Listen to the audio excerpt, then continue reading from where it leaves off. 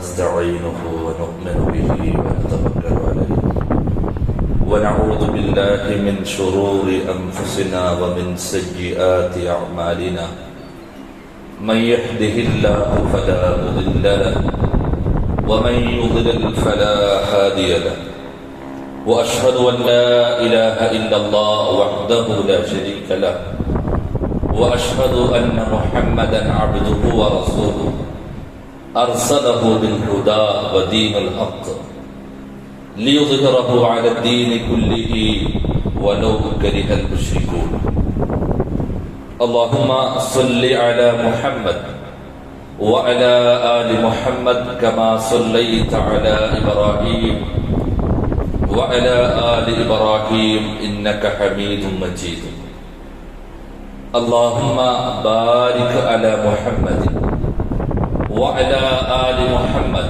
كما باركت على إبراهيم وعلى آل إبراهيم إنك حميد مجيد أما بعد فإن خير الحديث كتاب الله وخير الهدي هدي محمد صلى الله عليه وسلم وشر الأمور محدثاتها وكل محدثة بدعة وكل بدعة ضلالة وكل ضلالة في النار يا أيها الذين آمنوا اتقوا الله حق تقاته ولا تموتن إلا وأنتم مسلمون اللهم رب اشرح لي صدري ويسر لي أمري واحلل عقدة من لساني യഫ്ഖഹു ഖൗലി. ഏറെ ബഹുമാന്യരായ സത്യവിശ്വാസികളെ, സത്യവിശ്വാസിനികളെ,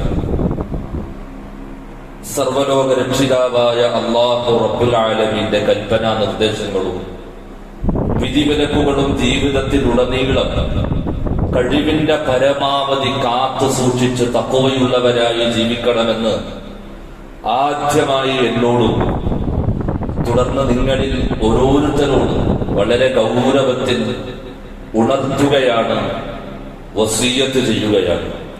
അല്ലാഹു റബ്ബുൽ ആലമീൻ അവന്റെ ദീനിന്റെ നിയമങ്ങളെ യഥാവിധി അനുസരിച്ച് പാലിച്ച് ജീവിക്കുന്ന യഥാർത്ഥ മുത്തഖീങ്ങളിൽ നാം ഏവരെയും ഉൾപ്പെടുത്തി അനുഗ്രഹിക്കുമാറാകട്ടെ.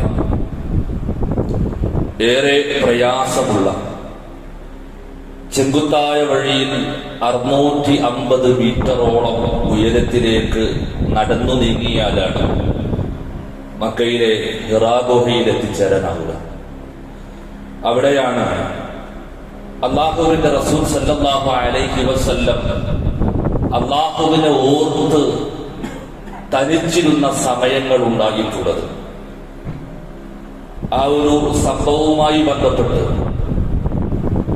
വലിയ ഒരു ചരിത്രം പലതവണ കേട്ടവരാണ് നമ്മൾ.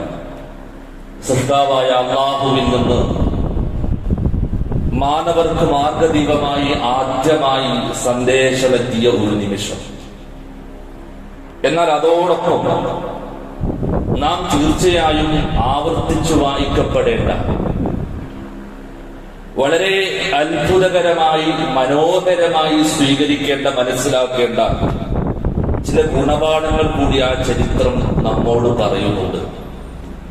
അത് ഇസ്ലാം മുന്നോട്ട് വെച്ചിട്ടുള്ള പ്രവാചകന്റെ ജീവിതത്തിൽ നാം മനോഹരമായി കണ്ടിട്ടുള്ള അത്ഭുതകരമായ ദാമ്പത്യത്തിന്റെ പാഠങ്ങളാണ്.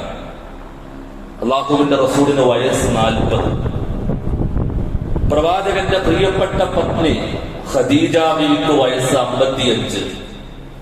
അല്ലാഹുവിന്റെ റസൂൽ സല്ലല്ലാഹു അലൈഹി വസല്ലം അല്ലാഹുവിനെ ഓർത്ത് കഴിയാൻ മറ്റു സൗകര്യങ്ങളിൽ നിന്നെല്ലാം മാറി തനിച്ചിരിക്കാൻ സ്ഥലം കണ്ടെത്തിയത് ആ ഒരു ഹിറാ ഗുഹ. അവിടേക്ക് അല്ലാഹുവിന്റെ റസൂൽ ഓരോ ദിവസവും അവിടെ തനിച്ചിരിക്കണ സമയത്ത് പ്രിയപ്പെട്ട പത്നി ഖദീജ എല്ലാ ദിവസവും പ്രവാചകന് തന്റെ കൈകൾ കൊണ്ട് ഭക്ഷണം പാകം ചെയ്ത്, സമ്പന്നയാണ് ഖദീജ, കോടീശ്വരിയാണ് ഖദീജ, ജോലിക്കാരികളും അതുപോലെ തന്നെ വൃത്യന്മാരും എല്ലാവരും ഒപ്പമുണ്ട്. പക്ഷേ തന്റെ കൈകൾ കൊണ്ട് ഭക്ഷണം പാകം ചെയ്ത് ആ ഹിറാ ഗുഹയുടെ മലയടിവാരത്തിലേക്ക് ചുട്ടുപൊള്ളുന്ന വെയിലത്ത് നടന്നു നീങ്ങി അവിടുന്ന് 650 മീറ്ററോളം ഉയരമുള്ള, ഇന്നത് ഒരു ആരോഗ്യമുള്ള മനുഷ്യന് കയറണമെങ്കിൽ 1.5 മണിക്കൂർ വേണം. അത്രമേൽ കഷ്ടപ്പാടുള്ള ആ 650 മീറ്ററോളം ചെങ്കുത്താഴ് വഴിയിലൂടെ നടന്നു നീങ്ങി പിന്നീട് 20 മീറ്ററോളം താഴ്ചയിലേക്ക് ഇറങ്ങി ഖദീജ ബീവി തന്റെ ഭർത്താവിന് പ്രിയപ്പെട്ട തന്റെ ഭർത്താവിന് ഭക്ഷണം എത്തിച്ചു കൊടുക്കുന്ന രംഗം സഹോദരങ്ങളെ അത്ഭുതമാണ്. ഖദീജയോട് പലരും പറയുന്നുണ്ട് ഞങ്ങളത് ചെയ്തോളാം. പക്ഷെ എന്റെ ഭർത്താവിന്, എന്റെ സ്നേഹനിധിയായ എന്റെ ഭർത്താവിന് ഞാൻ തന്നെ ഭക്ഷണം കൊണ്ടുപോകണമെന്നുള്ള അതിയായൊരു താല്പര്യമാണ്, ആഗ്രഹമാണ്. ദിനേനെ അത് ഖദീജ ബീവി നിർവഹിച്ചു കൊണ്ടിരിക്കുന്നത്. ഒരിക്കൽ പോലും അനിഷ്ടം, ഒരു അതിർത്തി അള്ളാന്റെ റസൂലിനോട് അറിയിച്ചിട്ടില്ല. ഒരു താല്പര്യക്കുറവ് വാക്കുകൊണ്ടോ നോക്കുകൊണ്ടോ ഖദീജ ബീവി അള്ളാഹുവിന്റെ റസൂലിനോട് ആ രൂപത്തിൽ പ്രതികരിച്ചിട്ടില്ല. ചരിത്രം അവിടെ അവസാനിക്കുന്നില്ല. ജിബ്രീൽ അലൈഹിസ്സലാം കടന്നു വരുന്നു, അള്ളാന്റെ റസൂലിനോട് വായിക്കാൻ പറയുന്നു. റസൂലുള്ളാഹി സ്വല്ലല്ലാഹു അലൈഹി വസല്ലമയെ അണച്ചു പിടിക്കുകയാണ്. വയോവിഹലനായ പ്രവാചകൻ സ്വല്ലല്ലാഹു അലൈഹി വസല്ലം തന്റെ വീട്ടിലേക്ക് ഓടാൻ ആദ്യത്തെ ഒരു അനുഭവമാണ്. വായിക്കാൻ അറിയാത്ത തന്നോട് വായിക്കാൻ പറയുന്നു. എന്നെങ്ങനെ അണച്ചു പിടിക്കുന്നു. ജീവിതത്തിൽ ഒരിക്കലും കണ്ടില്ലാത്ത ഒരാളെ കാണുന്നു. ഭയവിഹലനായി പ്രവാചകൻ വീട്ടിലേക്ക് ഓടുന്നു. അവിടെ നിറപുഞ്ചിരിയോടുകൂടി ഖദീജ ബിൻ റസൂലുള്ളാഹിനെ സ്വീകരിക്കുന്നുണ്ട്, പ്രവാചകനെ സ്വീകരിക്കുന്നുണ്ട്. അള്ളാന്റെ റസൂലിന് കിടക്കാൻ ഒരു വിരിപ്പൊരുക്കി കൊടുക്കുന്നുണ്ട്. ആ വിരിപ്പിൽ റസൂലുള്ളാഹിനെ തന്റെ പ്രിയപ്പെട്ട ഭർത്താവിനെ ചേർത്ത് പിടിച്ചിട്ട് ആശ്വാസത്തിന്റെ വാക്കുകൾ ഖദീജ ബിബി പറയുന്നുണ്ട്. റസൂലുള്ളാഹി പേടിച്ചു വന്നിരിക്കുക. ചേർത്ത് പിടിക്കണത് ഖദീജ പ്രിയപ്പെട്ട ഭാര്യ തന്റെ ഭർത്താവിനെ. എന്നിട്ട് പറയാനൊക്കെല്ല, ഒരിക്കലുമില്ല, പേടിക്കേണ്ട ആവശ്യമില്ല. അബ്ശിർ, നിങ്ങൾ സന്തോഷിച്ചു കൊള്ളുക. അള്ളാഹു നിങ്ങളെ ഒരിക്കലും വേദനിപ്പിക്കുകയില്ല. എന്നിട്ട് ശരീരത്തിൽ തലോടിയും ചേർത്ത് പിടിച്ചും തന്റെ ഭർത്താവിനെ ആശ്വസിപ്പിക്കുന്ന രംഗങ്ങൾ ചരിത്രത്തിലെ വലിയ ഗുണപാഠാണ്. താങ്കൾ കുടുംബബന്ധം ചേർക്കുന്നവനാണ്, നല്ല രൂപത്തിൽ ജീവിക്കുന്ന ഒരാളാണ്. അങ്ങേ അള്ളാഹു ഒരിക്കലും വേദനിപ്പിക്കില്ല എന്ന് പറഞ്ഞ് ആശ്വാസത്തിന്റെ വാക്കുകൾ തുടരുന്നത്. ആ സ്നേഹം മരണത്തോടുകൂടി അവസാനിക്കുന്നില്ല. റസൂലുള്ളാഹിന്റെ നബുവത്തിന് ശേഷം ആദ്യകാലത്ത് തന്നെ ഖദീജ ബീവി ലോകത്തോട് വിട പറയുന്നുണ്ട്.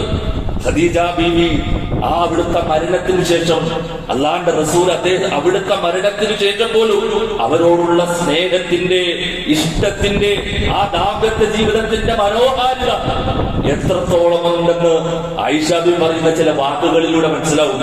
ആയിഷ പറയാ, ജീവിതത്തിൽ എനിക്ക് ഏറ്റവും അസൂയ തോന്നിയത് ഖദീജയോടാണ്. കാരണം ഒരിക്കൽ പോലും ഞാൻ ആ ഖദീജയെ കണ്ടിട്ടില്ല. അവരുടെ സമ്പത്ത് ഓർത്തിട്ടല്ല, സൗന്ദര്യം എനിക്ക് അറിയില്ല, അവരുടെ ജീവിത രീതിയൊന്നും എനിക്കറിയില്ല. പക്ഷേ എന്റെ മണിയറയിൽ എന്നോടൊപ്പമുള്ള നിമിഷങ്ങളിൽ അള്ളാഹുവിന്റെ റസൂൽ അങ്ങേറ്റം പുകഴ്ത്തി, അങ്ങേറ്റം വാനോളം പുകഴ്ത്തി ഒരാളെ കുറിച്ച് സംസാരിച്ചിട്ടുണ്ട് എങ്കിൽ അത് ആദ്യമായ ഖദീജയെ കുറിച്ചാണ്. അള്ളാന്റെ റസൂൽ എപ്പോഴും പ്രാർത്ഥിക്കും. ആ രൂപത്തിൽ അള്ളാന്റെ റസൂലിന് അത്രമേൽ ഇഷ്ടമായിരുന്നു ഖദീജയെ. സഹോദരങ്ങളെ, എന്തൊരു മനോഹരമാണ് ഖദീജ ബീവിയുടെയും പ്രവാചകന്റെയും ദാമ്പത്യ ജീവിതം. പ്രവാചകന്റെ ജീവിതത്തിന്റെ മറ്റു ഭാര്യമാരുമായിട്ടുള്ള ആ ബന്ധങ്ങൾ പരിശോധിച്ചാലും നമുക്ക് അങ്ങനെയാണ് വായിച്ചെടുക്കാൻ പറ്റുക. മനോഹരമായിരുന്നു, അത്ഭുതമായിരുന്നു ഇസ്ലാം മുന്നോട്ട് വെച്ച, പ്രവാചകൻ മാതൃക കാണിച്ച ആ ദാമ്പത്യ ജീവിതം. എന്നാൽ ഇന്ന് നമ്മുടെ സമൂഹത്തിലേക്ക് നോക്ക്, എല്ലാ ആളുകളും ഇണകളായി, നാം അടക്കമുള്ള ആളുകൾ ഇണകളായി ജീവിക്കുന്നവരാണ്, ദാമ്പത്യ ജീവിതം നയിക്കുന്നവരാണ്. എന്താണ് ഇന്ന് സമൂഹത്തിലെ ദാമ്പത്യ ജീവിതത്തിന്റെ അവസ്ഥ? വേദനിപ്പിക്കുന്നതല്ലേ, സങ്കടപ്പെടുത്തുന്നതല്ലേ? ഇത്ര മനോഹരമായൊരു ജീവിതം സഹോദരങ്ങളെ നമുക്ക് കാണാനുണ്ടോ? ശരിക്ക് അത്ഭുതം തന്നെയല്ലേ? പല അത്ഭുതങ്ങളും നമ്മൾ കാണാറുണ്ട്. നല്ല രൂപത്തിൽ ഇണങ്ങിയും പിണങ്ങിയും ചേർന്നും സ്നേഹിച്ചും പ്രണയിച്ചും മനസ്സിലാക്കിയും പരിഗണിച്ചും പെരുമാറ്റങ്ങൾ നല്ലാക്കിയും ആ രൂപത്തിൽ ആദരവ് പ്രകടിപ്പിച്ചും സ്നേഹത്തോടെ കഴിയുന്ന ഒരു ദാമ്പത്യ ജീവിതം ഉണ്ടെങ്കിൽ വലിയ അത്ഭുതം തന്നെയല്ലേ ഈ വർത്തമാനകാലത്ത്.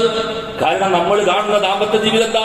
ഒന്നാമത്തത്, ദാമ്പത്യ ജീവിതത്തിന്റെ പവിത്രതയും ലക്ഷ്യവും മനസ്സിലാക്കാതെ വിവാഹ ജീവിതത്തിൽ ഏർപ്പെട്ടവരുടെ ദാമ്പത്യ ജീവിതം നമ്മൾ ഇന്ന് കണ്ടുകൊണ്ടിരിക്കുന്നത്. വിവാഹ ജീവിതത്തിന്റെ ലക്ഷ്യം മനസ്സിലാക്കാതെ, ദാമ്പത്യത്തിന്റെ പവിത്രത മനസ്സിലാക്കാതെ വിവാഹത്തിലേക്ക് പോയ ആളുകളുടെ ദാമ്പത്യ ജീവിതം, അതിന്റെ ദുരവസ്ഥ ഇന്ന് നമ്മൾ അനുഭവിച്ചുകൊണ്ടിരിക്കുകയാണ്. കേവലം ദിവസങ്ങൾ പോലും, ചിലപ്പോൾ നിമിഷങ്ങൾ പോലും സ്നേഹത്തിൽ കഴിയാതെ, മനോഹാരിതയിൽ കഴിയാതെ, ഏറ്റവും നല്ല പ്രണയത്തിൽ കഴിയാതെ, ആ രൂപത്തിൽ മുന്നോട്ട് പോകാതെ പെട്ടെന്ന് അവസാനിച്ചു പോകുന്ന ദാമ്പത്യ ജീവിതങ്ങൾ നമ്മൾ കാണുന്നില്ലേ? അവരുടെ ലക്ഷ്യം വിവാഹ ജീവിതം മുന്നോട്ട് വെക്കുന്ന പവിത്രതയുമില്ല, അതിന്റെ ലക്ഷ്യമായിരുന്നില്ല. മറ്റു പലതും ലക്ഷ്യം വെച്ച് മുന്നോട്ട് പോയപ്പോ പെട്ടെന്ന് അത് തകർന്നു വീണു. കണ്ടിട്ടില്ലേ? അത് എത്ര പെട്ടെന്നാണ് ആ ദാമ്പത്യ ജീവിതം അവസാനിച്ചു കൊണ്ടിരിക്കുന്നത്. ചിലത് പെട്ടെന്ന് ഡൈവോഴ്സിലേക്ക് നീങ്ങാണ്, മറ്റു ചിലത് സ്വന്തം ഭർത്താവിന്റെ വീട്ടുകളിൽ ആത്മഹത്യകൾക്ക് വേദി ഒരുങ്ങുന്ന ഒരവസ്ഥയിലേക്ക് വരെ സംഗതി മുന്നോട്ട് നീങ്ങി. നമ്മുടെ ഉമ്മത്തിൽ തന്നെ കഴിഞ്ഞ ദിവസങ്ങൾക്ക് മുമ്പ്, അതോടൊപ്പം തന്നെ തൊട്ട് മാസങ്ങൾക്ക് മുമ്പ് സംഭവിച്ചില്ലേ അല്ലെ? വിവാഹ ജീവിതത്തിന്റെ ലക്ഷ്യം മാറിയപ്പോ, സ്ത്രീധനം ചർച്ചയായപ്പോ, സമ്പത്ത് ചർച്ചയായപ്പോ, നിറം ചർച്ചയായപ്പോ, സൗന്ദര്യം ചർച്ചയായപ്പോ രണ്ട് പെൺകുട്ടികൾക്കാണ് ജീവൻ ഒടുക്കേണ്ടി വന്നത്. ആത്മഹത്യയിലേക്ക് നയിക്കുന്ന ദാമ്പത്യ ജീവിതം, വിവാഹമോചനത്തിലേക്ക് നയിക്കുന്ന ദാമ്പത്യ ജീവിതം, കൊലപാതകത്തിലേക്ക് നയിക്കുന്ന ദാമ്പത്യ ജീവിതമാണ് ഇന്ന് സമൂഹത്തിൽ ഒരു ഭാഗത്ത് നമ്മൾ കണ്ടുകൊണ്ടിരിക്കുന്നത്. മറ്റൊന്നോ, കേവലം ഒരു ദാമ്പത്യ ജീവിതം, ഒരു അഡ്ജസ്റ്റ് ചെയ്ത് പോകുന്നത്ര പോട്ടെ എന്ന് വിചാരിച്ചിട്ട് ഇങ്ങനെ അഡ്ജസ്റ്റ് ചെയ്ത്, ഭാര്യയാണോ ഭാര്യയാണ്, ഭർത്താവാണോ ഭർത്താവാണ്, വിവാഹം കഴിച്ചിട്ടുണ്ട്, അങ്ങനെ ഒരു അഡ്ജസ്റ്റ് ചെയ്ത് പോകുന്ന ഒരു ജീവിതം മറ്റൊരുവർക്ക് നമ്മൾ കണ്ടുകൊണ്ടിരിക്കുകയാണ്. 2-3 മക്കളൊക്കെയായി, ഇനി പോകുന്നത്തോളം പോകട്ടെ, ഇങ്ങനെ അഡ്ജസ്റ്റ് ചെയ്ത് പരസ്പരം ഒന്ന് സംസാരിക്കാനോ കേൾക്കാനോ സമയം കൊടുക്കാനോ ഒന്നും അവസരമില്ലാത്ത രൂപത്തിൽ ആ ദാമ്പത്യ ജീവിതം അങ്ങനെ മുന്നോട്ട് പോകണം അല്ലെ? അഡ്ജസ്റ്റ് ചെയ്ത് മുന്നോട്ട് പോകണം. അങ്ങനെയാണ് ബഹുഭൂരിഭാഗം ആളുകളും. തന്റെ ഭർത്താവ് വീട്ടിലേക്ക് ജോലി കഴിഞ്ഞ് തിരിച്ചു വന്നാൽ നിറപുഞ്ചിരിയോടെ വാതിൽക്കൽ നിന്ന് ഭാര്യയെ, ഭർത്താവിനെ സ്വീകരിക്കുന്ന ഭാര്യമാർ നമുക്ക് കാണാൻ കഴിയുന്നില്ല അല്ലെ? തന്റെ ഭാര്യയുടെ പ്രിയപ്പെട്ട നൊമ്പരങ്ങളും സങ്കടങ്ങളും അവരുടെ സന്തോഷങ്ങളും ഒന്ന് മനസ്സറിഞ്ഞ് കേൾക്കുന്ന ഭർത്താവ്, അങ്ങനെ ഒരു ദാമ്പത്യ ജീവിതം നമുക്ക് കാണാൻ സാധിക്കുന്നില്ല. ഇങ്ങനെ അഡ്ജസ്റ്റ് ചെയ്ത് പോകാണ്. രാത്രിയിൽ ഏറ്റവും ലാസ്റ്റ് ബസ് പോയാലും എന്താ വീട്ടിലേക്ക് പോകുന്നില്ല വെച്ചാൽ ആ വീട്ടിൽ പോയിട്ട് എന്താക്കാനാ, അവിടെ എന്താക്കാനാ? ഒരു സഖീനത്ത് പോലും ഇല്ലാത്ത രൂപത്തിൽ, സന്തോഷം പോലും കണ്ടെത്താൻ കഴിയാത്ത രൂപത്തിൽ അഡ്ജസ്റ്റ് ചെയ്ത് മുന്നോട്ട് പോകുന്ന ഒരു ദാമ്പത്യ ജീവിതമാണ് മറ്റൊരു വഴിക്ക് നമ്മൾ കണ്ടുകൊണ്ടിരിക്കുന്നത്. മൂന്നാമത്തതോ ലിവിംഗ് ടുഗദർ. പുതിയ കാലത്ത് നമ്മൾ കണ്ടുകൊണ്ടിരിക്കുന്നതാണ് ലിവിംഗ് ടുഗദർ.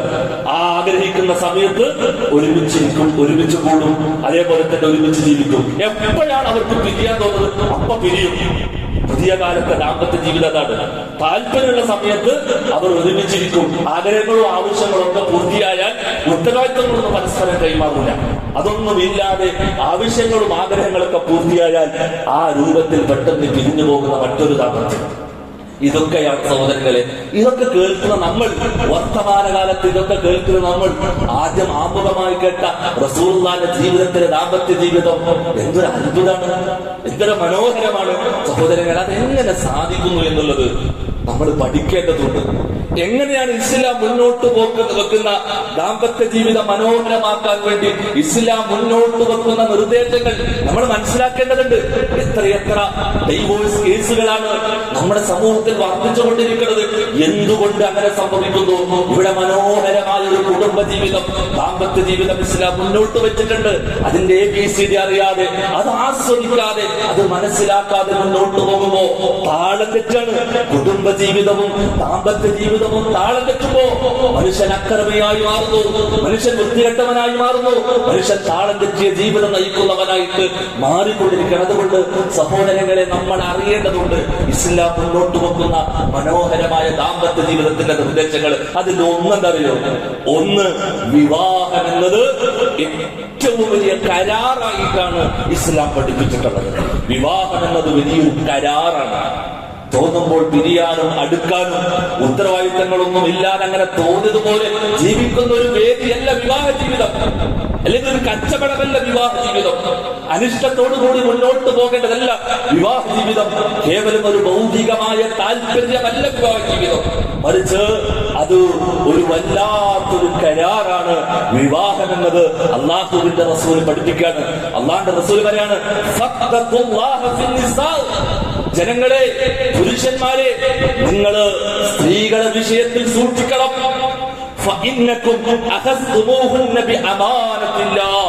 അള്ളാഹുവിന്റെ പേരിൽ കരാർ ചെയ്താണ് നിങ്ങൾ അവരെ സ്വീകരിച്ചത്. എന്തൊരു മനോഹരമാണ് സഹോദരങ്ങളെ. അള്ളാന്റെ നാമത്തിൽ അള്ളാഹുവിന്റെ പേരിൽ ആകാശലോകത്തുള്ള കരാറിന്റെ അടിസ്ഥാനത്തിലാണ് ഭൂമിയിൽ ഒരു പെണ്ണിനെ നീ ഇണയായി സ്വീകരിച്ചത്. ഇതാണ് വിവാഹം എന്നുള്ളത്. അള്ളാഹുവിന്റെ നാമം ഉച്ചരിച്ച് ഉത്തരവാദിത്വത്തോടുകൂടി ഏറ്റെടുത്തപ്പോഴാണ് അവളുടെ സ്വകാര്യത പോലും നിനക്ക് അനുവദിക്കപ്പെട്ടത്. അഥവാ ഭൂമി നടക്കുന്ന കേവലം ചടങ്ങല്ല, ആകാശത്തുള്ളവന്റെ പേരിൽ നടന്നിട്ടുള്ള കരാറാണ്. ആ നാമം ഉച്ചരിച്ചിട്ടുള്ള കരാറാണ് വിവാഹ ജീവിതം എന്ന ചിന്തയിലേക്ക് സഹോദരികളെ മുന്നോട്ട് പോകുമ്പോ എത്ര ഗൗരവത്തിൽ നമുക്കതിനെ മുന്നോട്ട് കൊണ്ടുപോകാൻ കഴിയും. ഈ റബ്ബിന്റെ കരാറിന്റെ അടിസ്ഥാനത്തിൽ അള്ളാഹുവിന്റെ കലിമത്ത് ഉച്ചരിച്ചിട്ടാണ് നിന്റെ പെണ്ണിനെ നീ സ്വീകരിച്ചത് എന്ന ചിന്തയിൽ മുന്നോട്ട് പോകുമ്പോ പെട്ടെന്ന് ഇട്ടേച്ച് പോകാൻ പറ്റുന്ന ബന്ധാണോ? അതുകൊണ്ടാണ് അള്ളാഹുവിന് അങ്ങേറ്റത്തെ കോപം. തൊലാഖ് ചെല്ലുമ്പോഴും ഡൈവോഴ്സിലേക്ക് പോകുമ്പോഴും ആ രംഗത്ത് അള്ളാഹു കോപിഷ്ടനാകുന്നത് ആ കരാർ ലംഘിച്ച് മുന്നോട്ട് പോകുമ്പോഴാണ്. കരാർ ആകാശലോകത്തുള്ള കരാറാണ്. അതിന്റെ അടിസ്ഥാനത്തിലാണ് അവൾ നിനക്ക് നിന്റെ പ്രിയപ്പെട്ടവളായി മാറിയത്. അവൻ നിനക്ക് നിന്റെ പ്രിയപ്പെട്ട പെണ്ണായി മാറിയത്. നിന്റെ വിവാഹത്തിൽ അവിടെയാണ് ഉത്തരവാദിത്തങ്ങൾ കൈമാറി മനോഹരമായി മുന്നോട്ട് പോകാൻ അവിടെ വിവാഹം എന്നുള്ളത് ഒരു കരാർ. അതങ്ങനെ തന്നെ മനസ്സിലാക്കിയ സഹോദരങ്ങളെ, എവിടെയാ നമുക്കൊരു പെട്ടെന്ന് ഇട്ടേച്ചു പോകാൻ, പരസ്പരം പിണങ്ങി വേഗം മാറി നിൽക്കാൻ എങ്ങനെ നമുക്ക് തോന്നുക? അള്ളാഹു കരാറാക്കിയ ഒരു കരാറിന്റെ അടിസ്ഥാനത്തിലാണ് ഞാൻ അവളെ ജീവിതത്തിലേക്ക് ചേർത്ത് പിടിച്ചത്. രണ്ടാമത്തെ സഹോദരങ്ങളെ, അവൾക്ക് ചെലവഴിക്കുന്നത്, പരസ്പരം ചെലവഴിക്കുന്നത് വരെ പുണ്യുണ്ട്. നോക്കൂ, അള്ളാഹുവിന്റെ സന്നിധിയിൽ പുണ്യമുള്ള കാര്യമാണ് അവൾക്ക് വേണ്ടി അവർക്ക് വേണ്ടി ചെലവഴിക്കുന്നത്.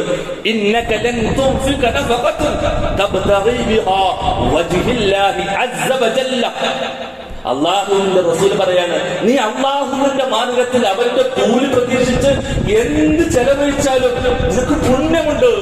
എന്നിട്ട് അള്ളാഹു റസൂൽ പറയാണ്,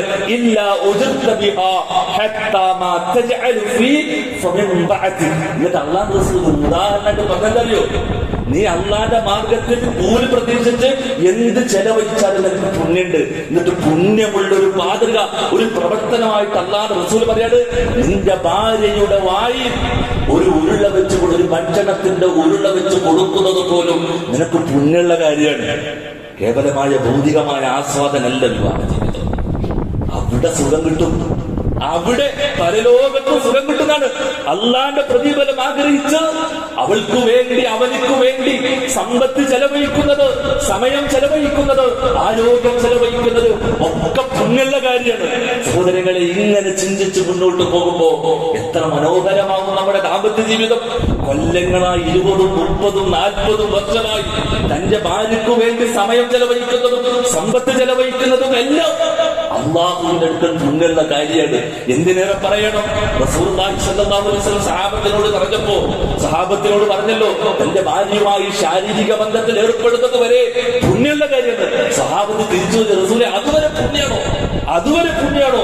റസൂലുള്ളാഹി തിരിച്ചു പറഞ്ഞു, അർഹമല്ലാത്തൊരു സ്ത്രീയെ നീ ഉപയോഗപ്പെടുത്തുന്നത് വ്യഭിചാരമാണ്, കുറ്റമാണെങ്കിൽ തന്റെ ഭാര്യയുമായി ലൈംഗിക ബന്ധത്തിൽ ഏർപ്പെടുന്നത്, ശാരീരിക ബന്ധത്തിൽ ഏർപ്പെടുന്നത് പുണ്യമായിട്ടാണ് അല്ലാഹുവിലേക്ക് കൊടുക്കുന്നത്.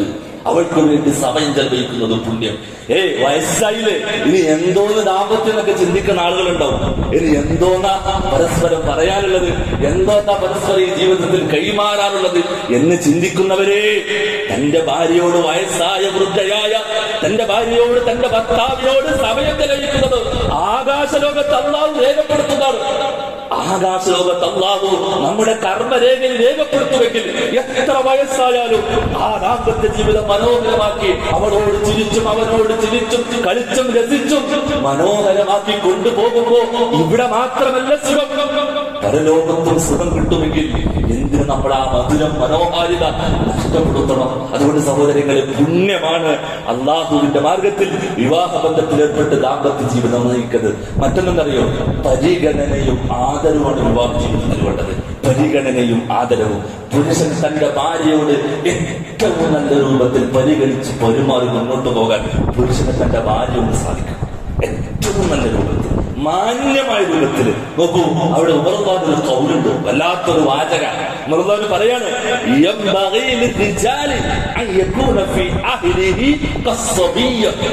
ഉമറുള്ളാഹി പറയാണ്, ധീരനാണ്, ശക്തനാണ്, തന്റേടിയാണ് ഉമറുള്ളാഹി. അറിയാം നമുക്ക് ചരിത്രം. ആ ഉമറുള്ളാഹി പറയാണ്, ഒരു പുരുഷൻ തന്റെ ഇണയോട് കുട്ടികളോട് പെരുമാറുന്നത് പോലെ പെരുമാറട്ടെ. തന്റെ പുരുഷൻ തന്റെ ഇണയോട് കുട്ടികളോട് പെരുമാറുന്നത് പോലെ പെരുമാറട്ടെ. ഓമനത്തത്തോടെ, ലാളത്തത്തോടെ തന്റെ പ്രിയപ്പെട്ട പെണ്ണിനോട് പുരുഷൻ പെരുമാറട്ടെ. എന്നാൽ സമൂഹത്തിലെത്തിയാൽ അവനൊരു ആണുങ്ങളെ പോലെ പെരുമാറട്ടെ.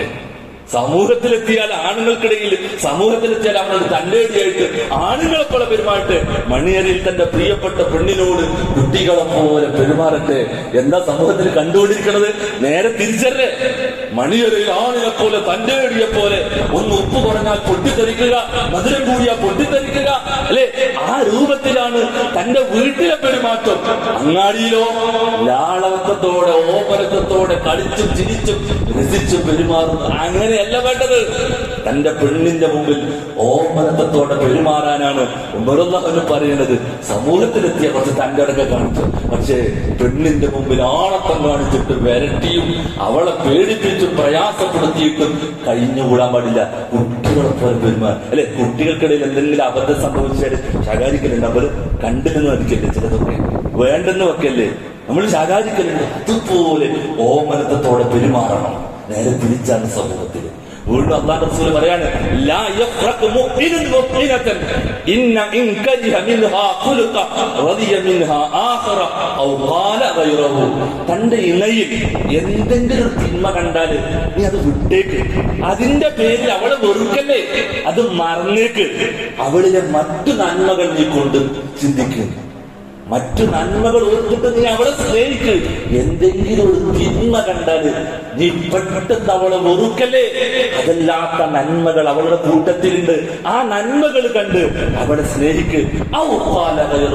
ഞാൻ തിന്മകൾക്കപ്പുറത്ത് ഇത്ര നന്മകൾ അവളുടെ ജീവിതത്തിലുണ്ട്, അത് ഓർത്തിട്ടെങ്കിലും തിന്മകൾ കണ്ട് വെറുക്കാതെ നന്മകൾ ഓർത്തിട്ട് അവളെ സ്നേഹിക്കാൻ നോക്ക്. ഇതാണ് പുരുഷൻ തന്റെ ഭാര്യയോട് കാണിക്കേണ്ട ഏറ്റവും നല്ല പെരുമാറ്റം. സഹോദരങ്ങൾ, എന്ത് മനോഹരമാണ് വാചകങ്ങൾ.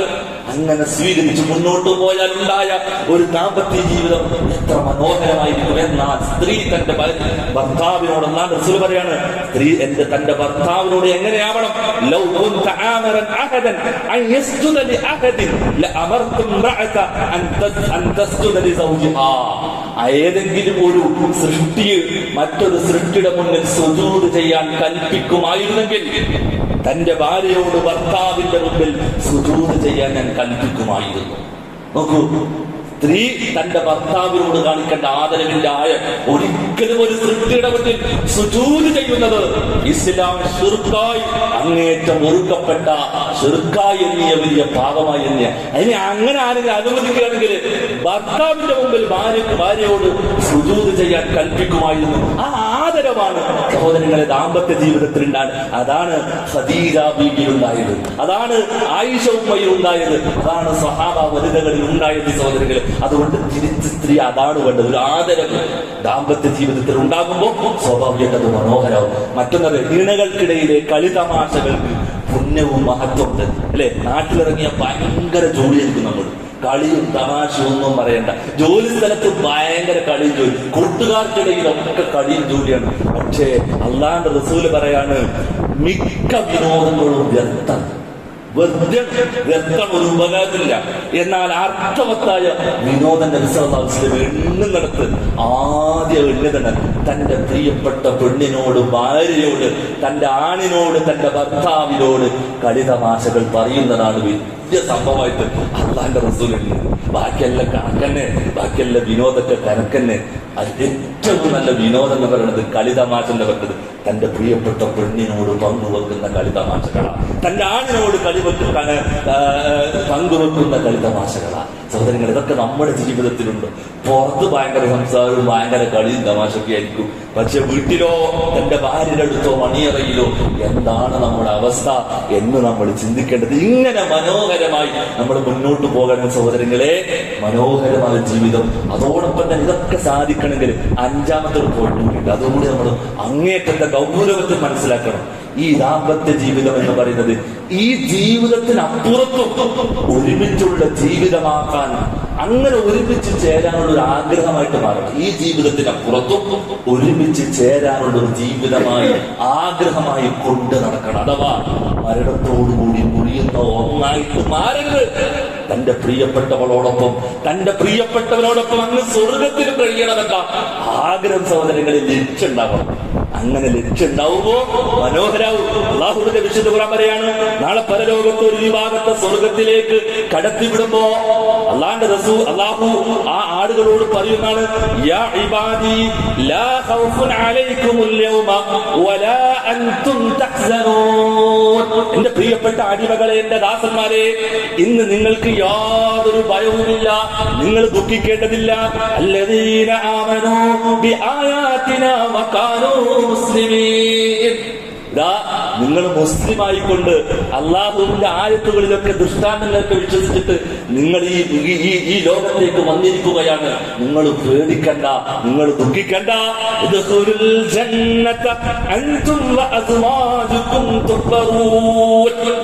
അങ്ങനെ ഇരിക്കെ നിങ്ങളും നിങ്ങളുടെ ഇണകളും സന്തോഷഭരിതരായിക്കൊണ്ട് സ്വർഗത്തിൽ പ്രവേശിച്ചുകൊള്ളുക.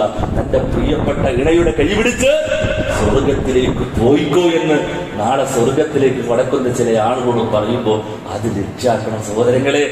തന്റെ ഭാര്യ, തന്റെ ഭർത്താവ് എന്നോടൊപ്പം നാളെ സ്വർഗത്തിലുണ്ടാകും. അങ്ങനെ ചിന്തിച്ച സഹോദരങ്ങളെ, ഇവിടെ ഒരു നിറം പ്രശ്നമാണോ? ഇവിടെ സമ്പത്ത് പ്രശ്നമാണോ? ഇവിടെ സൗന്ദര്യം പ്രശ്നമാണോ? ഇവിടെ ചെറിയ ചെറിയ നിസ്സാരമായ പ്രശ്നങ്ങൾ പ്രശ്നമാണോ? എന്റെ കൂടെ നാളെ സ്വർഗത്തിൽ കഴിയേണ്ടവളാണ് എന്റെ പ്രിയപ്പെട്ടവൾ. എന്റെ കൂടെ നാളെ സ്വർഗത്തിലും കഴിയേണ്ടവനാണ് എന്റെ പ്രിയപ്പെട്ടവൻ എന്ന ലക്ഷ്യത്തോട് മുന്നോട്ട് പോകുമ്പോ നിറത്തിന്റെ പേരിൽ കുഴപ്പമുണ്ടാവൂ, സമ്പത്തിന്റെ പേരിൽ പ്രശ്നങ്ങൾ ഉണ്ടാകൂ, സൗന്ദര്യത്തിന്റെ പേരിൽ പ്രശ്നങ്ങൾ ഉണ്ടാകൂ, നിസ്സാരമായ കാരണങ്ങൾ പറഞ്ഞ് എങ്ങനെയാണ് നമുക്ക് ചെയ്യാൻ കഴിയുക? അതുകൊണ്ട് അതൊന്നും ആ ലക്ഷ്യങ്ങൾക്കൊക്കെ, ആ പ്രയാസങ്ങളൊക്കെ മാറണമെങ്കിൽ സ്വർഗത്തിലും എന്റെ ഭാര്യയോടൊപ്പം ഭർത്താവിനോടൊപ്പം കഴിയണം എന്ന ചിന്തയാണ് സഹോദരങ്ങളെ നമുക്കുണ്ടാവേണ്ടത്. അങ്ങനെ ആ മാനദണ്ഡങ്ങളും നിർദ്ദേശങ്ങളൊക്കെ പാലിച്ച് മുന്നോട്ട് പോയാൽ മനോഹരമായ ഒരു ദാമ്പത്യ ജീവിതം നമുക്ക് നയിക്കാൻ സാധിക്കും. അല്ലാഹു റബ്ബുൽ ആലമീൻ നമുക്ക് ഏവർക്കും അതിന് തൗഫീഖ് നൽകി അനുഗ്രഹിക്കുമാറാവട്ടെ.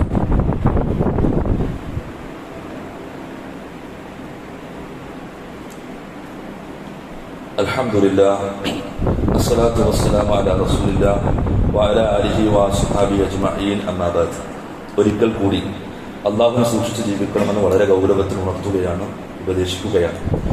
ദാമ്പത്യം മനോഹരമാക്കുന്നതിന് ഇസ്ലാം മുന്നോട്ട് വെച്ചിട്ടുള്ള നിർദ്ദേശങ്ങളാണ് നാം പങ്കുവച്ചിട്ടുള്ളത്. കേവലം ഭൗതികമായ താല്പര്യത്തിനപ്പുറത്ത് അണമുറിയാത്ത ആസ്വാദനവും ആനന്ദവും എല്ലാം എന്നെന്നും നിലനിൽക്കുന്ന രൂപത്തിലാണ് നമ്മുടെ ദാമ്പത്യ ജീവിതം മുന്നോട്ട് പോകേണ്ടത്. അതിൽ രണ്ട് കാര്യങ്ങൾ നമ്മൾ പ്രത്യേകം ശ്രദ്ധിക്കണം. ഒന്ന്, വിവാഹ ജീവിതത്തിലേക്ക് പ്രവേശിക്കുന്നു. അല്ലാഹുവിന്റെ റസൂലിന്റെ പ്രൗഢമായ ഉപദേശം വളരെ മനോഹരമായി എത്ര തവണ നമ്മൾ കേട്ടതാണ്. പക്ഷേ അതിനെ അതിൻ്റെതായ ഗൗരവത്തിൽ എടുക്കാത്തത് കൊണ്ടാണ് പലപ്പോഴും ഇത്തരം താളപ്പിഴകൾ സംഭവിച്ചുകൊണ്ടിരിക്കുന്നത്. പറയാൻ ഇസ്ലാം മുന്നോട്ട് വെക്കുന്ന ഒരു വിവാഹ ജീവിതത്തിലേക്കുള്ള ഒരു പ്രവേശനമുണ്ട്. ഒരു മനുഷ്യൻ വിവാഹം കഴിക്കണമെങ്കിൽ 4 കാര്യങ്ങൾ പരിഗണിക്കും. തൻകിഹുൽ മർഅത ബിഅർബഇ ബിമാലിഹാ വലിജമാലിഹാ വലിഹസബിഹാ വലിദീനിഹാ ഫദ്ഫർ ബിദാത്തിൽ ദീൻ തരിബത് യദാക. 4 കാര്യങ്ങൾ: അവളുടെ തറവാട്, അവളുടെ സമ്പത്ത്, അവളുടെ സൗന്ദര്യം, അവളുടെ ദീൻ, അതൊക്കെ പരിഗണിക്കും. ആ രൂപത്തിലാണ് വിവാഹം നടക്കുക. പക്ഷേ റസൂൽ പറയാണ് ഫദ്ഫർ ബിദാത്തിൽ ദീൻ, ദീനുള്ള പെണ്ണിന് അല്ലെങ്കിൽ ദീനുള്ള ആളിന് മുൻഗണന കൊടുക്കണം, അതിന് മുൻഗണന കൊടുക്കണം. നിന്റെ കൈ മണ്ണിൽ പുരളേണ്ടി വന്നാൽ, എത്ര കഷ്ടപ്പെടേണ്ടി വന്നാലും അതാണ് ഹൈർ. സഹോദരങ്ങൾ, ഈ ഉപദേശം എത്രത്തോളം സമൂഹം സ്വീകരിക്കുന്നുണ്ട് അല്ലെ? വിവാഹ ജീവിതവുമായി ബന്ധപ്പെട്ട ഒരു ചെറുക്കനെ കുറിച്ച് പറഞ്ഞാല് നല്ല തറവാട്ട് പറഞ്ഞ ഒരാളാണ്, സമ്പന്ന കുടുംബത്തിന്റെ ആളാണ്, നല്ല ജോലിയുണ്ട്, അതേപോലെ തന്നെ എല്ലാത്തിനും നല്ല ലുക്കും, കാണാനൊക്കെ സൗന്ദര്യമുണ്ട്. പക്ഷെ ദീനുമായ വിഷയം എനിക്കറിയില്ല കേട്ടോ, ദീനുമായി ബന്ധപ്പെട്ട വിഷയം എനിക്കറിയില്ല. പിന്നെ ആ വാചകം തന്നെ എടുക്കൂല. മറ്റേ നോക്കിയാണോ ദീനുമായി ബന്ധപ്പെട്ട വിഷയത്തിൽ എനിക്ക് എങ്ങനെയാണെന്ന് അറിയില്ല എന്നാൽ ആ വാചകം കേട്ട് തന്നെ ഉണ്ടാവില്ല. ആ നോക്കുകയാണെങ്കിൽ ഓക്കെ. ആ രൂപത്തിലേക്ക് പോകുമ്പോഴാണ് സഹോദരങ്ങൾ, എത്ര വലിയ ഡോക്ടറാണെങ്കിലും അവിടെയൊക്കെ പ്രയാസങ്ങളും ദുരിതങ്ങളും കഷ്ടപ്പാടുകളും വരുന്നത്. അതുകൊണ്ട് ദീനുള്ള പെണ്ണിനെ തന്റെ മകനെ കല്യാണം കഴിച്ചു കൊടുക്കണം, ദീനുള്ള ചെറുക്കന് തന്റെ മകളെ കല്യാണം കഴിച്ചു, അവിടെ സന്തോഷം സമാധാനം ഉണ്ടാവും. റസൂലുള്ള പറഞ്ഞ ഉപദേശം അങ്ങനെ തന്റെ ഗൗരവത്തിൽ കൊണ്ടുവരാൻ സമൂഹം ഇനിയും തയ്യാറായിട്ടില്ലെങ്കിൽ ഇതുപോലെയുള്ള അപകടങ്ങൾ സഹോദരങ്ങൾ ആവർത്തിക്കും. രണ്ടാമതെന്നറിയോ, അങ്ങനെ ജീവിതത്തിലേക്ക് പ്രവേശിച്ചാൽ ദീനീപരമായ വേദികളിലെല്ലാം ഒരുമിച്ചുണ്ടാവണം. കല്യാണത്തിനൊക്കെ ഒരുമിച്ചുണ്ട്, ടൂറിനൊക്കെ ഒരുമിച്ചുണ്ട്, എല്ലാ പരിപാടിക്കും ഒരുമിച്ചുണ്ട്. ഖുർആൻ ക്ലാസ്സിൽ ഒരുമിച്ചുണ്ടാവില്ല, ജുമാ ഖുതുബയിൽ ഒരുമിച്ചുണ്ടാവില്ല, വിജ്ഞാന വേദിയിലൊന്നും ഒരുമിച്ചുണ്ടാവില്ല, വിജ്ഞാന സദസ്സുകളിലൊന്നും ഒരുമിച്ചുണ്ടാവില്ല. പിന്നെ എങ്ങനെ ദീൻ മനസ്സിലാക്കുക? പിന്നെ എങ്ങനെ ഇതിന്റെ മനോഹാരിത മനസ്സിലാക്കുക? പിന്നെ ഇതിന്റെ പവിത്രത മനസ്സിലാക്കുക? അവിടെ ഒന്നും ഒരുമിച്ചുണ്ടാവില്ല. ബാക്കി എല്ലാ ഫംഗ്ഷനും അല്ലെ, അരലീവ് എടുത്തിട്ടും ഫുള്ളീവ് എടുത്തിട്ടും ഒരാഴ്ച ലീവ് എടുത്തിട്ടും ഒക്കെ നമ്മൾ റെഡിയാണ്. പക്ഷെ അല്ലാഹുവിന്റെ വിശുദ്ധ ഖുർആൻ പഠിക്കാനോ അതനുസരിച്ചിട്ട് ക്ലാസുകൾ കേൾക്കാനോ അവിടെ ഒരുമിച്ചുണ്ടാവില്ല. നമ്മൾ ശ്രദ്ധിക്കാറുണ്ടോ? ഇന്ന് ജുമാ ഖുതുബക്ക് പോകുന്നുണ്ടോ, നീ ഒരുങ്ങിയിരിക്കും, ഞാനൊരു 10 മണിക്ക് വരിക, അങ്ങനത്തെ ഒരു അജണ്ട നമ്മുടെ ജീവിതത്തിലുണ്ടോ? ഇന്ന് ബുധനാഴ്ച അല്ലേ, ഖുർആൻ ക്ലാസ്സിൽ ഞാൻ അവിടെ ആക്കിയിട്ട് ഇങ്ങനെ പോവാ എന്ന് പറയുന്ന ഒരു അജണ്ട സഹോദരങ്ങളെ നമ്മുടെ ജീവിതത്തിലുണ്ടോ? പിന്നെ എങ്ങനെ സഹോദരങ്ങളെ ഖുർആനും ദീനും മുന്നോട്ട് വെക്കുന്ന ഒരു വിളക്കുണ്ടല്ലോ, ആ വിളക്ക് നമ്മുടെ ജീവിതത്തിൽ പ്രകാശിച്ചില്ലെങ്കിൽ എങ്ങനെ സന്തോഷം ഉണ്ടാകുക, എങ്ങനെ സമാധാനം ഉണ്ടാകുക? അതുകൊണ്ട് ഖുർആൻ ക്ലാസ്, അതുപോലെ തന്നെ വിജ്ഞാന സദസ്സുകളിലൊക്കെ ഒരുമിച്ച് വാ, മക്കളെ കൂട്ടി വാ, ഭാര്യയെ കൂട്ടി വാ, കുടുംബത്തോടൊപ്പം വാ. അങ്ങനെയാണെങ്കിൽ പ്രകാശപൂരിതമാകും നമ്മുടെ ദാമ്പത്യ ജീവിതവും കുടുംബ ജീവിതവും. റസൂലുള്ളാഹിന്റെ അടുക്കലേക്ക് കുറെ പെണ്ണുങ്ങൾ വന്നു, സഹാബ വനിതകൾ വന്നിട്ട് ഒരു സങ്കടം പറയാണ്. എന്താ പറയാന്നറിയോ? യാ റസൂലല്ലാഹ്, അല്ലാഹുവിന്റെ റസൂലെ, ഈ പുരുഷന്മാര് ഹദീസ് കൊണ്ടുപോയി, നിങ്ങളെ ഹദീസ് കൊണ്ട് പുരുഷന്മാരിൽ പോയി. സംഗതി എന്താ ഉദ്ദേശം അറിയോ? ഈ പുരുഷന്മാർ എല്ലാ സമയത്തും നിങ്ങളുടെ മുന്നിലുണ്ട്, എല്ലാവരും പഠിക്കുന്നുണ്ട്, എല്ലാവരും കേൾക്കുന്നുണ്ട്, എല്ലാവരും അറിയുന്നുണ്ട്. അവരെല്ലാം അറിവും കൊണ്ടുപോയി. ഞങ്ങൾക്കതിനൊരു വേദിയില്ല അല്ലാഹുവിന്റെ റസൂലേ. ആരാ പറയണത്? റസൂലുള്ളാഹിന്റെ കാലത്തെ സഹാബ വനിതകളെ പറയുന്ന സഹോദരിമാര് പ്രത്യേകം കേൾക്കണം. എന്നിട്ട് അവര് പറയാണ്, അല്ലാഹുവിന്റെ റസൂലേ, അങ്ങയുടെ ജീവിതത്തിൽ നിന്ന് ഒരു സമയം നമുക്ക് വേണ്ടി ഒന്ന് മാറ്റിവെച്ചിട്ട് നമുക്കൊന്ന് ദീനീപരമായ ക്ലാസ് എടുത്തരണം. ഏത് ക്ലാസ്സാണെന്നറിയോ?